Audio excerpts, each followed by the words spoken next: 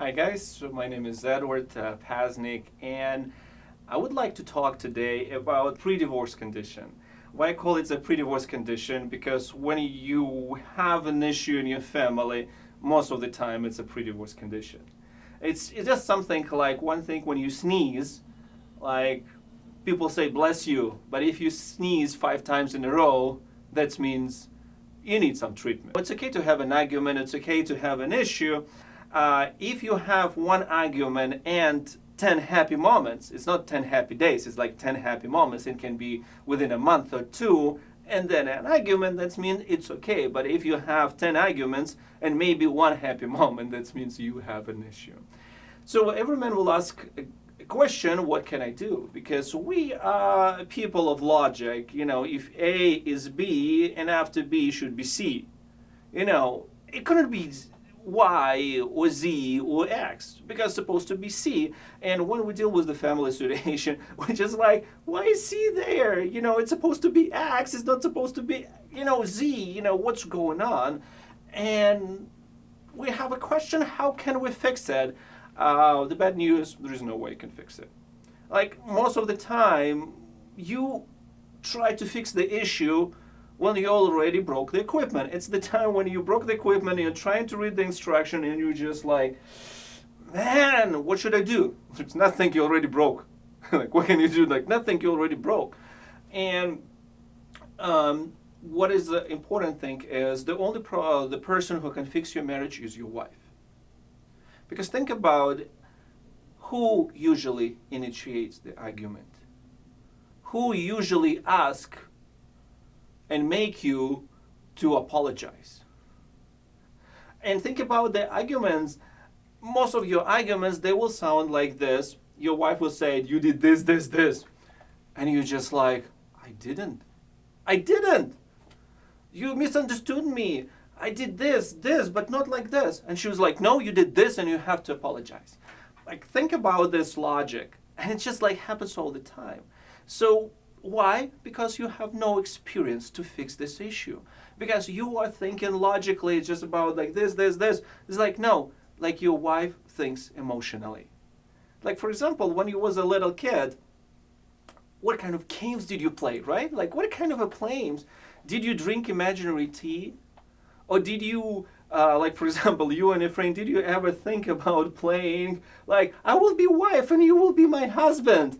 Did you play these games? No. What kind of games did you play? He was playing fighting games. It's like war games, like cops and the criminals, like terrorists and like Delta Squad or whatever. When I was born like back in the Soviet Union at that time, and like one favorite game was Cowboys and Native Indians. We just loved that thing. It was so fantastic for us, so fascinating, because we're so far away. We've never seen like a real cowboy and real native Indian in our life.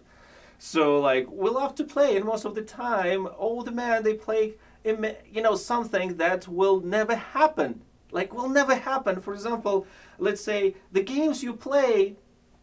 Let's say you play shooters. Why do you play shooters? Because you will never go to the war. Like, if you're like 35 or 40, you have no, guts to go to the war because, like, why? Because you're not 18 years old, and you understand that you got shot and you have issue till the end of your life. It's not fun anymore, right? Like, if you want to make money, you'll go and make money somewhere else. If you want to shoot, you can buy a rifle and go and shoot at the shooting range, right? Like, you're not going to do this. So most of the time what you do, it's not realistic. But speaking about the little girl, I have my daughter is 3.5, and I just really love her. I really like to spend time with her, and I'm happy that I have a son because they usually play these games. Like, and most of the time they are playing, she's creating a drama, imaginary drama.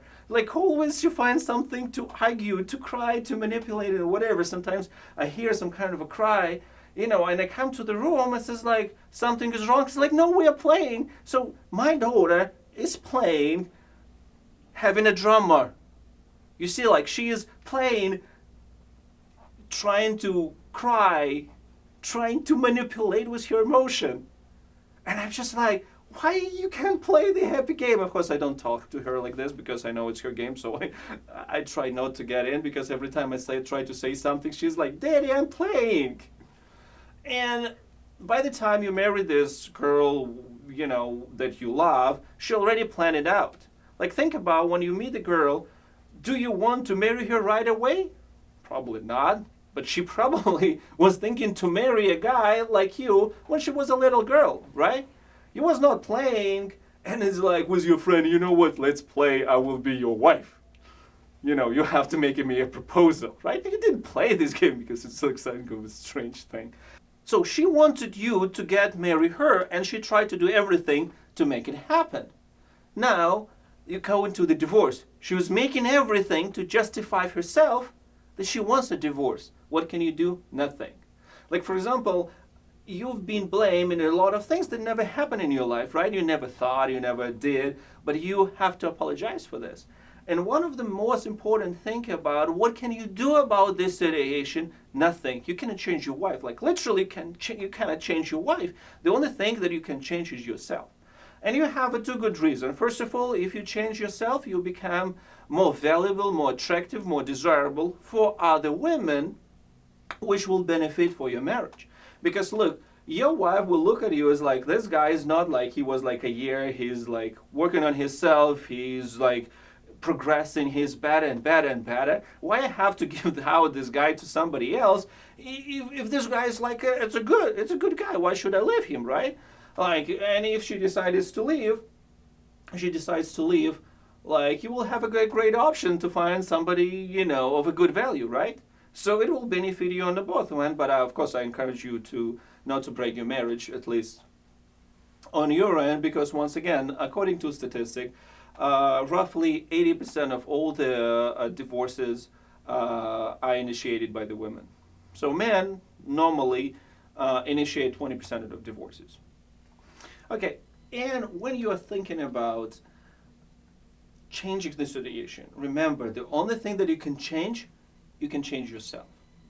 If you want to change your wife, you have to change yourself. If you want to change your kids, you have to change yourself. For example, if you go to very clean park, right? There is like nothing, no garbage, like nicely put garbage bins, like all the birds are singing, nice flowers. You don't want to trash, right? You don't want to throw away something on the grass, yeah, because it's already looked nice. So what will you do? You will see the garbage bin, you'll put the garbage in a garbage bin, right? For example, let's go, you're going through the really bad neighborhood with like bunch of the piles of trash all over the place, broken windows, graffiti on the walls and so on. I have nothing against the graffiti, there's a lot of nice artists, but I'm talking about the messy, dirty place. What will you do with your trash? You will probably throw your trash on the street, right? It's the same thing. For example, if you look, if you represent to your wife that this like dirty, trashy street, probably she will treat you like this dirty, trashy street, right?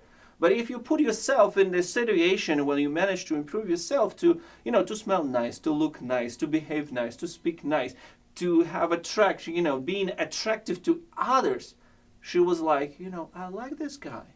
He's way better than I thought. He is my hero. And one of the things is, like, remember, the first thing that you have to do is get rid from your addiction. And what is your addiction? What takes away you from achieving your goal, right? Like, the first thing is your food. And there is nothing you can do if your food is wrong. Because remember, it's the fuel for your hormones and for your brain activity, as well as the well-being of your body.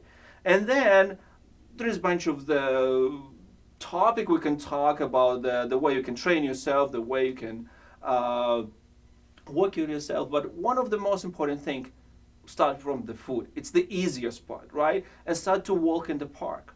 It's important for you just to do the simple work, at least to start doing something out of box.